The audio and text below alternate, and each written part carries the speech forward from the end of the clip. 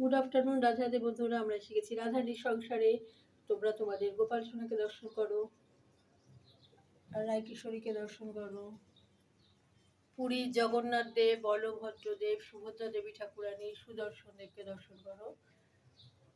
বৃন্দাবনে রাধা রমনলাল রাধারানীকে দর্শন করো। নবদ্বীপের চৈতন্য মহাপ্রভু বিষ্ণুপ্রিয়া দেবী ঠাকুরানীকে দর্শন করো।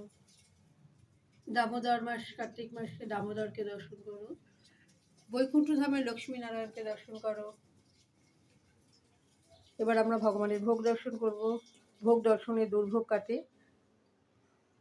ভগবানের ভোগ দর্শন করো। অন্নভোগ, তিলপোস্ত বাটা, ধনেপাতা কাঁচা লঙ্কা দিয়ে মুগ ডাল, পাঁচমিশালি তরকারি, দই, রসমালাই। ঠিক আছে, আজকে ভগবানের এই ভোগ দর্শন করো। আর ভগবানের চরণে অনন্ত কোটি দণ্ডবত প্রণাম। প্রার্থনা করি যারা সকলে ভোগ দর্শন করছে, ভগবান সকলকে পারিবারিক সকলে যেন শারীরিক মানসিক সকলে সপরিবারে ভালো থাকে, সুস্থ থাকে, আনন্দে থাকে, এবং ভগবান আমাদের কৃপা করে যেন ভক্তিময় জীবন দান করেন। আমরা যেন ভগবানের ভক্তি কৃপা লাভ করতে পারি। আর সকলের কাছে করজোড়ে বিনীত অনুরোধ, এখন দামোদর মাস চলছে।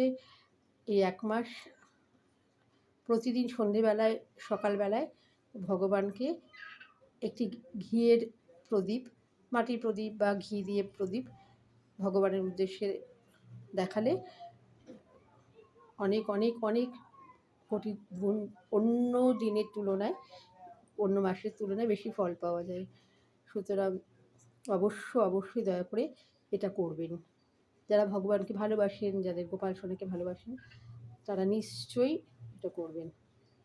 সকলকে অনুরোধ। রাধে রাধে। সকলে ভালো থাকবেন। আবার দেখা হবে নেক্সট ভিডিওতে। কেমন?